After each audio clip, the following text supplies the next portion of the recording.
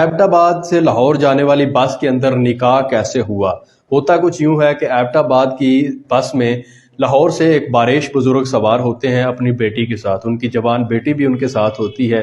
جیسے ہی بس تھوڑا آگے جاتی ہے تو وہ بزرگ کھڑے ہوتے ہیں اور کہتے ہیں کہ میں کوئی مانگنے والا نہیں ہوں، کوئی بھکاری نہیں ہوں، اور نہ ہی میں کوئی چیز فروخت کرنے والا ہوں۔ آج میں اس لیے کھڑا ہوا ہوں کہ میں پریشان ہوں، میں نے اپنی جوان بیٹی کا نکاح کرنا ہے، اس کے لیے رشتہ نہیں مل رہا، میں بیمار ہوں، میری فیکٹری میں آگ لگی، درآمد برآمد کا میرا کاروبار تھا، وہ سارا مال جل کے خاک استر ہو گیا۔ پریشانی کی وجہ سے مجھے ہارٹ اٹیک آیا، اور ہارٹ اٹیک کی وجہ سے میرے جو عزیز و اقارب تھے وہ بھی میرا ساتھ چھوڑ گئے، اس لیے میں اکیلا رہ چکا ہوں۔ میری یہ خواہش ہے کہ میری زندگی میں، میری حیات میں میری بیٹی کا نکاح کسی اچھے شخص کے ساتھ ہو اور میری بیٹی ہنسی خوشی اپنی زندگی گزار سکے، اور اس طرح میری بھی یہ خواہش پوری ہو سکے۔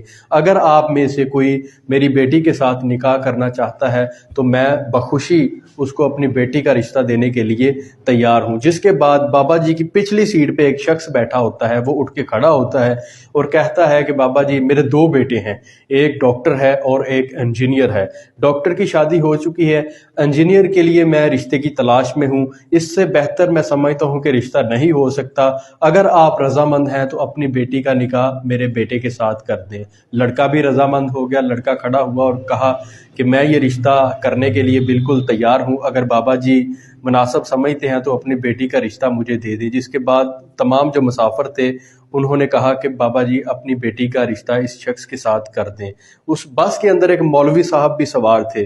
مولوی صاحب کھڑے ہوتے ہیں اور کہتے ہیں کہ ان کا نکاح آج ہی ہو جائے، بس کے اندر ہی میں ان کا نکاح پڑھا دوں گا۔ جس کے بعد ایک اور شخص کھڑا ہوتا ہے اور کہتا ہے کہ میں سرکاری ملازم ہوں اور آج چھٹی پر میں اپنے گھر جا رہا تھا اور میرے پاس کچھ مٹھائی تھی جو میں اپنے بچوں کے لیے لے کے جا رہا تھا۔